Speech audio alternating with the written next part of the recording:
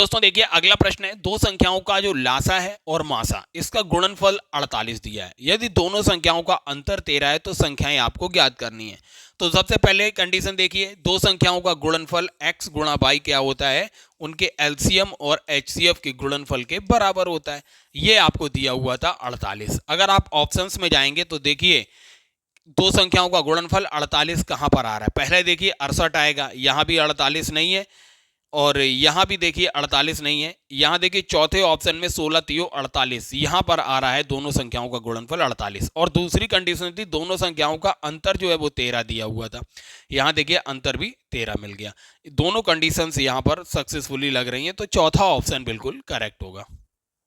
अगला प्रश्न है दोस्तों, 6 की पावर x प्लस 4 बराबर 6 की पावर 7 है, तो x का मान ज्ञात करना है।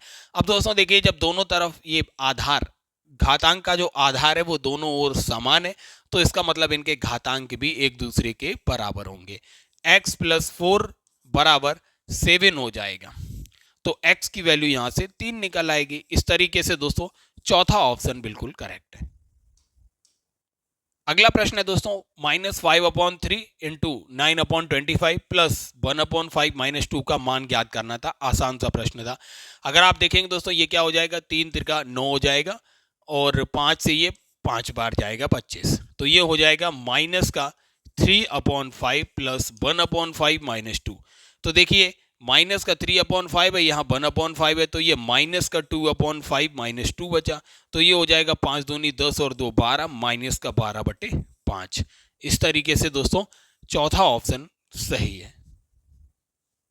अब दोस्तों ये परसेंटेज से बेसिक सा प्रश्न था। यदि 200 का 18% x है तो x का मान आपको ज्ञात करना था। तो दोस्तों 200 का 18% अगर आपको x दिया हुआ है तो यहां से x की वैल्यू इजीली मिल जाएगी, 18 दूनी 36 मिल जाएगा। अब देखिए चौथा ऑप्शन इसका करेक्ट है। अब अगला प्रश्न है, अरुण ने जयंती से 10% चक्रवृद्धि ब्याज की दर पर 9,000 की राशि उधार ली, जहां ब्याज की गणना वार्षिक चक्रवृद्धि आधार पर की जाती है। 2 वर्ष के बाद अरुण द्वारा पूर्ण बकाया का भुगतान करने हेतु चुकाई गई कुल राशि बताना था, कितनी है। अगर आप दोस्तों देखेंगे 10% वार्षिक चक्रवृद्धि ब्याज है, तो दो वर्षों में उसे कुल कितना ब्याज देना पड़ेगा, तो इक्विवेलेंट परसेंट निकाल लीजिए। इक्विवेलेंट परसेंट क्या हो जाएगा, बराबर 10 प्लस 10 इंटू 10/100। तो ये क्या निकल के आएगा, 21% उसको कुल ब्याज देना पड़ेगा। किसका, 9,000 राशि का 21%। तो कुल राशि उसे कितनी देनी पड़ेगी, 9,000 का 121% निकाल दीजिए, तो ये निकल के आएगा 10,890 रुपए। इस तरीके से चौथा ऑप्शन करेक्ट हो जाएगा। अगला प्रश्न है, निम्नलिखित में से किस द्विघात समीकरण के मूल 3 और माइनस के 2 हैं।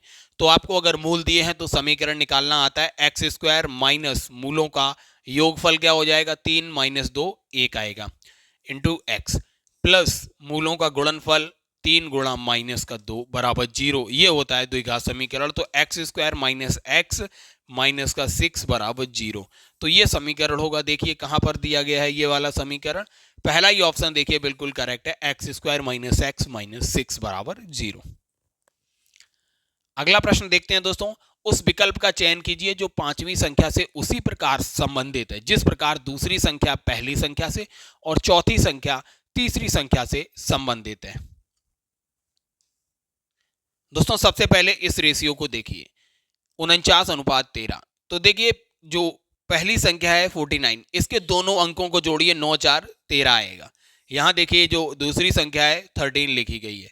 सेम यहां देखिए 56:11 में पहली संख्या जो 56 है इसके दोनों अंक जोड़ेंगे, 6 5 11, इसी को देखिए यहां लिख दिया गया है। सेम रिलेशन यहां देखिए 39 अगर x है तो x की वैल्यू क्या हो जाएगी, 9 और 3 12, अर्थात x की जगह 12 आना चाहिए था। इस तरीके से पहला ऑप्शन बिल्कुल करेक्ट है। अब देखते हैं दोस्तों, ये त्रिकोणमिति से प्रश्न पूछा गया, निम्नलिखित में से कौन सा विकल्प दिए गए समीकरण के दाएं पक्ष RHS को दर्शाता है। अब आइए दोस्तों इस समीकरण को हल करते हैं। साइन स्क्वायर ए को हम लिख सकते हैं 1 minus cos square A upon 1 minus cos A दिया हुआ था।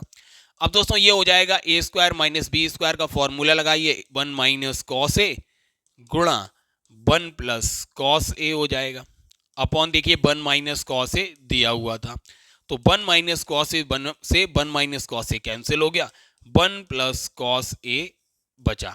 अब देखिए ये कहां पर दिया गया है, दूसरे ही ऑप्शन में दिया है 1 प्लस कॉस ए। तो दोस्तों इस तरीके से दूसरा ऑप्शन करेक्ट है। अगला क्वेश्चन है दोस्तों, उस विकल्प का चयन कीजिए जिसका पांचवी संख्या से वही रिलेशन है जो दूसरी संख्या का पहली संख्या से और चौथी संख्या का तीसरी संख्या से है। दोस्तों अगर आप इसको सॉल्व कर सकते हैं तो कमेंट सेक्शन में इसका आंसर कमेंट कीजिए। अब आइए इसका सॉल्यूशन देखते हैं। अगर दोस्तों आप देखेंगे जो पहली संख्या है आप इसका करिए स्क्वायर, तो 5 पंजे 25 हो जाएगा, 25 में से 12 करिए माइनस तो आपको मिलेगा 13। सेम यहां लगाइए, 9 का करिए स्क्वायर तो आएगा 81, माइनस करिए 12 तो 81 माइनस 12 69 आएगा 69। यहां पर भी यही करिए, 13 का करिए स्क्वायर आएगा 169 माइनस करिए 12 तो आपको यहां पर मिलेगा 157। इस तरीके से इसका तीसरा ऑप्शन बिल्कुल करेक्ट है। अगला प्रश्न है, एक्स ने 750 प्रत्येक के अंकित मूल्य वाली 20 कमीजों का एक ऑर्डर दिया। दुकानदार ने 20 कमीजें खरीदने पर 20% की छूट पेशकश की। उन्होंने 500 की एक अतिरिक्त छूट भी अनुमन्य की क्योंकि भुगतान नकद में किया गया था। यदि प्रत्येक कमीज का विक्रय मूल्य समान है तो प्रत्येक कमीज का अंतिम विक्रय मूल्य आपको ज्ञात करना था। तो सबसे पहले देखिए दोस्तों, 750 रुपए की अंकित मूल्य है कमीजों का, तो कितनी कमीजें खरीदी गई, 20 कमीजें खरीदी गई। तो अर्थात दोस्तों उसका रियल अमाउंट कितना होना था, जो अंकित मूल्य है 75 दूनी 150, अर्थात दोस्तों 15,000 रुपए की कमीजों का अंकित मूल्य है 15,000 20 कमीजों का। अब क्या किया गया, 20 कमीजें खरीदने पर 20% की उसने छूट पेश की, अंकित मूल्य पे 20% की छूट दी गई, मतलब 15,000 का 80% अमाउंट उससे ले लिया गया। तो ये हो जाएगा 15 अट्ठे 120, अर्थात 12,000 रुपए की उसको कमीजें पड़े। अब उसने क्या किया, 500 रुपए की अतिरिक्त छूट भी अनुमन्य कर दी, 12,000 पे भी उसने उसे 500 रुपए की अतिरिक्त छूट दे दी। तो कितना अंतिम मूल्य उसे कितना पड़ा, अंतिम मूल्य 20 कमीजों का कितना हुआ, 12,000 माइनस 500 11,500 रुपए। अब पूछा क्या गया है, तो प्रत्येक कमीज का अंतिम विक्रय मूल्य ज्ञात करना था।